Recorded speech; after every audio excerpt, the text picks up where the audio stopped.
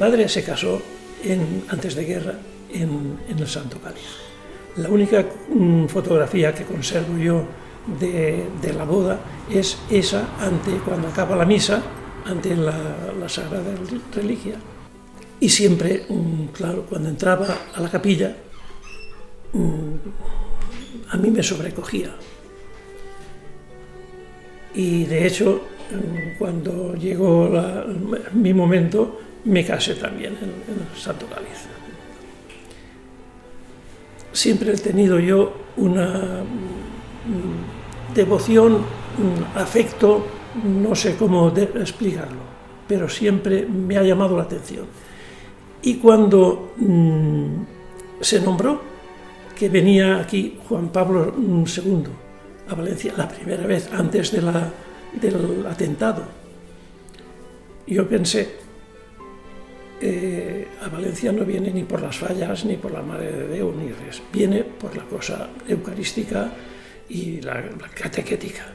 Qué mejor que ofrecerle una copia del Santo Cáliz.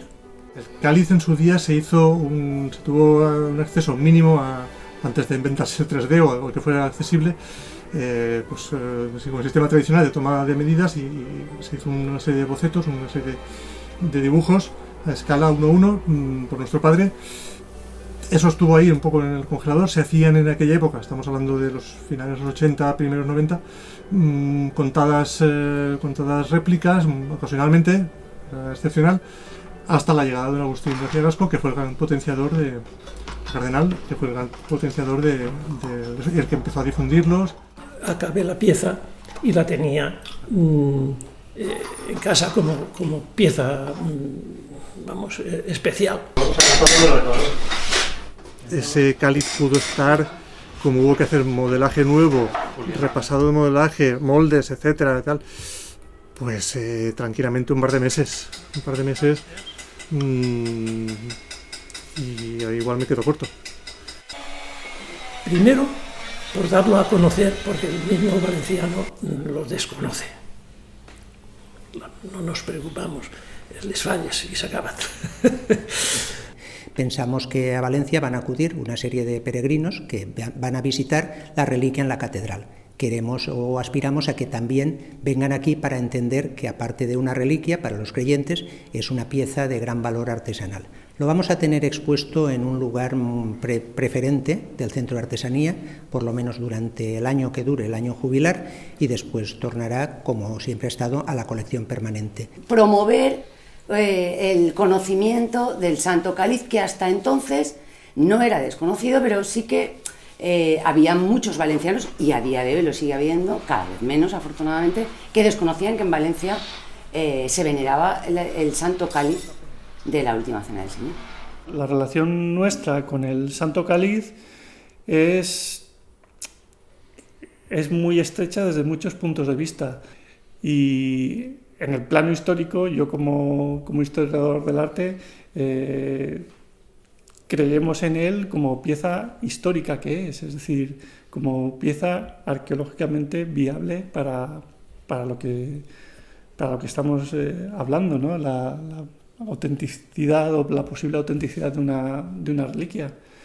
Es una pieza muy valiosa que nace, como todo el mundo conoce, en Judea, con la Santa Cena, según la tradición, y después atraviesa Europa para venir al Reino de Aragón a través de Huesca, San Juan de la Peña, está en Barcelona, y finalmente recala en Valencia, primero en el Palacio Real y después en la Catedral, porque se empeñó. En la Edad Media posiblemente se le añaden unas asas, se le añade una base y adquiere la forma que todos reconocemos. De hecho, en la Última Cena de Juan de Juanes, que es de mitad del siglo XVI, ya se representa el cáliz tal como lo conocemos. Y figura en la cena el Santo Cáliz tal como está en la catedral, por lo tanto, eso demuestra que todos esos añadidos son anteriores al menos a mitad del siglo XVI. Si aparte del arte, aparte de la cosa espiritual, es cultura, la cultura creo que a nadie le pueda venir mal. Todo lo que sale de aquí al final se ha tocado a mano y son piezas únicas. Incluso el Santo Cáliz, que es la única pieza que hacemos como seriada, por así decirlo, no es que se hagan todos los días muchos, pero sí que es verdad que son piezas únicas, pese a ser algo artesanal. Cuando entra un cliente por la puerta, lo que haces es intentar captar qué quiere. Cada encargo es un reto, cada pieza, cada objeto que nos encargan es una pieza exclusiva, sí o también, porque no hay dos iguales. Aunque nos encarguen dos piezas iguales, nunca van a salir igual. Esa es la peculiaridad de la artesanía. Es decir, no tienes que perder la perspectiva de que el trabajo manual siempre va a ser infinitamente... va a tener más sabor que una pieza producida por máquinas. Las manos es la herramienta del artesano, porque el artesano, el trabajar no está en las manos, está en la mente. Entonces, las manos son las herramientas que trabajan lo que está pensando, o lo que ha pensado, o ha proyectado. Al final es un oficio milenario, digamos, en el que nosotros lo único que ha cambiado de los que trabajaban hace 500 años es la tecnología, la luz eléctrica, las instalaciones y demás. Pero fundamentalmente, básicamente, los elementos que usamos son los mismos. Planchas de metal, trozos de metal fundido, cambia la tecnología. El dibujo es básico para este oficio. Si no tienes dibujo, si no conoces estilos, si no sabes en cada estilo cómo se trabajaba, poco podrás dar de sí en lo que te puedan encargar. El artesano trabaja para que su obra perdure. Y podemos trabajar barato y a corto plazo, o podemos hacer piezas que duren no eternamente, pero casi. Es un trabajo al que a la gente le cuesta llegar, no tanto a veces por poder adquisitivo, sino por desconocimiento. Yo siempre he preguntado a veces a compañeros y amigos, digo, ¿dónde acaba la artesanía y empieza el arte? Como vulgarmente dicen, es un artista, hace obras de arte. Bueno, ¿dónde acaba la artesanía y empieza la obra de arte? Para aquí, para este. De esta empresa, de la nuestra, de Pilar Orfebres, vivimos 5 familias. Sobrevivimos. Si somos sinceros, sobrevivimos.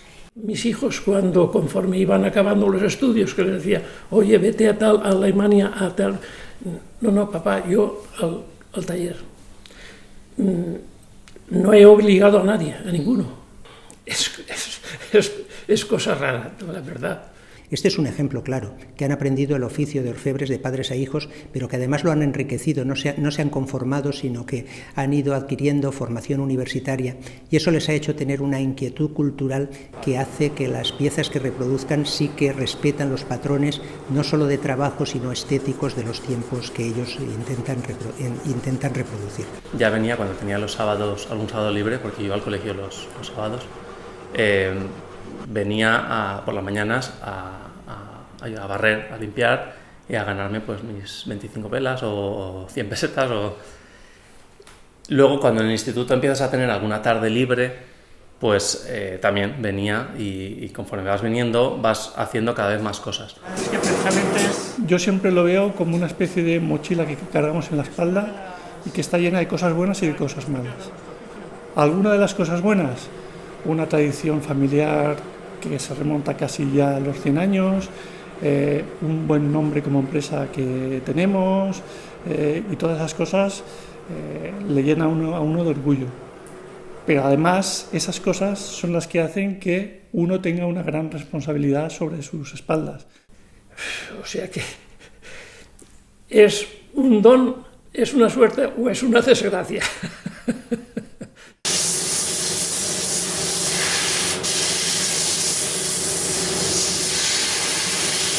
Cualquier otro negocio artesanal, cualquier otro oficio, tendrían que estar mucho más apoyados, porque es que si no van a desaparecer.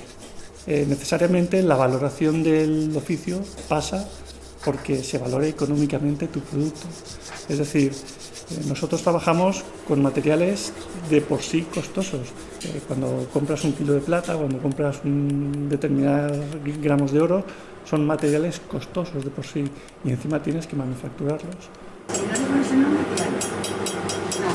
En Valencia se ha hecho toda la vida mucho de todo, desde orfebrería, por supuesto, cerámica, abanicos, bueno, ya temas más artísticos, pintores, escultores de fama mundial. Siempre, la verdad es que los valencianos siempre hemos tenido esa mano, por así decirlo. Todos nuestros esfuerzos giran alrededor de la puesta en valor del trabajo de nuestros artesanos, porque entendemos que, aparte del valor económico y el valor social que tiene la artesanía, tiene un valor cultural indudable. Es un patrimonio cultural inmaterial estos 107 oficios artesanos que tenemos reconocidos, que de perderse pues sería una pérdida irreparable. Cualquier oficio que entre la imaginación y las manos para poder realizar lo que la imaginación proyecta. Habría que montar unas escuelas que fomentasen eso, que formasen a la juventud. Todos los oficios manuales, teniendo escuelas como esto, ¿por qué no? ¿Por qué no? Y eso es la pregunta que siempre me hago, ¿por qué no?